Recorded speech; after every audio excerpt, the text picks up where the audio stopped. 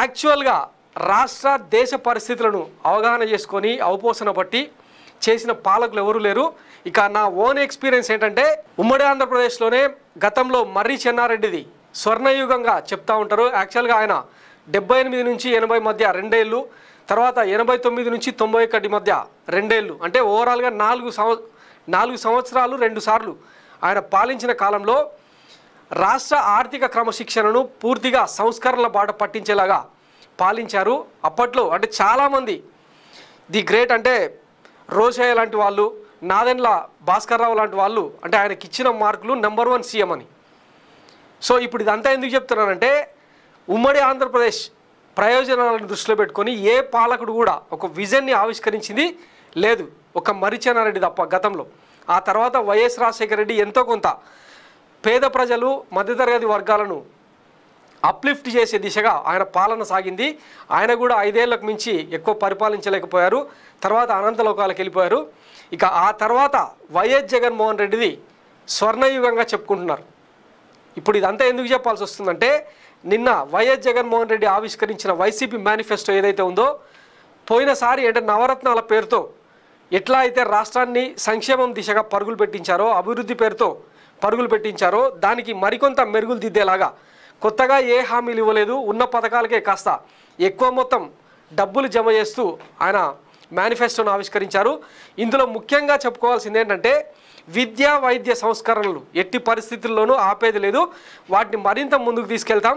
అలాగే కుంటుపడిన రాష్ట్ర అభివృద్ధిని మరింత పరుగులు పెట్టించేలాగా రాబోయే 5 ఏళ్లలో తన పాలనా కాలం సాగుతుందని చెప్పగానే చెప్పారనమాట. ఒక్కసారి వైఎస్ జగన్మోహన్ రెడ్డి నిన్న ఏం మేనిఫెస్టోను ఆవిష్కరించారో ఒకసారి చూద్దాం.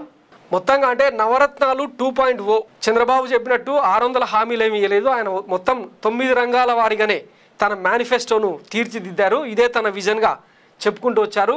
విద్య, అమ్మఒడి, ట్యాబులు, విద్యా కానుక, గోరుముద్ద, ఇంగ్లీష్ మీడియం, డిజిటల్ బోధన, ముఖ్యంగా అంటే ఇది తన పెట్ ప్రాజెక్ట్ అనమాట. తన బ్రెయిన్ చైల్డ్గా చెప్పుకుంటుంటారు కదా. సో దేశంలో ఎవడు కూడా చేయలేదని నిన్న స్వయంగా జగన్మోహన్ రెడ్డి నోటి నుంచి కూడా వినిపించింది. సో వీటిని కంటిన్యూ చేస్తాం. అలాగే వైద్య రంగంలో దేశంలో 67% పైగా రాష్ట్రాల్లో 67% పైగా దేశవ్యాప్తంగా తీసుకుంటే వైద్య రంగంలో ఖాళీలు ఉన్నాయి. కానీ ఒక ఆంధ్రప్రదేశ్లో మాత్రమే 3.7% ఖాళీలు ఉన్నాయి. వాటిని కూడా భర్తీ చేస్తాం. 17 మెడికల్ కాలేజీలు కనుక అందుబాటులోకి వస్తే ఇక ఇంటింట వైద్యం, స్పెషలిస్టులతోన వైద్యం ఫ్రీగా అందిస్తామని చెప్పి ఆయన చెప్పారనమాట. సో వైద్య రంగంలో కూడా సంస్కరణలు అమలవుతాయి, కొనసాగుతాయని చెప్పి చెప్పారు. అలాగే వ్యవసాయ రంగాన్ని కూడా ముందుకు తీసుకెళ్తామని చెప్పి చెప్పారు. దాంతోపాటు రైతు భరోసాను కొంత పెంచుతూ ఇచ్చిన హామీ ఆకట్టుకుంది. ఇక ఉన్నత విద్యకు సంబంధించి కాపు నేస్తాం, తర్వాత విదేశాలకు వెళ్ళి చదువుకునే వాళ్ళకు ప్రతి రూపాయి కూడా ప్రభుత్వమే ఖర్చు పెడుతుంది. ఇది సంక్షేమం కాదు, పెట్టుబడి. అంటే భావి తరాలను తీర్చిదిద్దే క్రమంలో చాలా బాగా చెప్పారనమాట. 2030 నాటికి ఐబీ సర్టిఫికెట్తో గ్లోబల్ వైడ్గా ఆంధ్రప్రదేశ్ పిల్లలు కనుక తిరిగితే ఒక్కసారి ఇమాజిన్ చేసుకోండి ఆ ట్రాన్స్ఫర్మేషన్ ఎట్లా ఉంటుందన్నది ఆయన చెప్తే అందరికీ ఫ్యూజులు అవుట్ అయినాయి. ఇట్లాంటి పాలన గతంలో ఎప్పుడైనా సాగిందా? చంద్రబాబు నాయుడిని ఇచ్చేది. చంద్రబాబు అనేటోడు నథింగ్. ఎందుకంటే ఆయన పాలనా కాలంలో ఫీజుల విప్లవం జరిగింది, నారాయణ స్కూల్లో పెరుగుదల జరిగింది, శ్రీ చైతన్య స్కూల్లో, భాష్యం స్కూల్లో, విజ్ఞానం స్కూల్లో దోపిడీ జరిగింది. పైగా రాష్ట్రానికి దేశానికి ఆ మానవ వనరులు ఉపయోగపడకపోగా విదేశాల్లోకి వెళ్ళి బ్రెయిన్ డ్రైన్ అంటారు, అంటే మేధో వలస జరిగింది తప్ప దానివల్ల అంటే ఒక సెక్షన్ బాగుపడింది తప్ప రాష్ట్రానికి ఒరిగిందేం లేదన్నది అందరికీ తెలిసిన చరిత్రనే. ఇక నాడు నేడు స్కూళ్ళ విప్లవం మళ్ళీ కొనసాగుతుంది.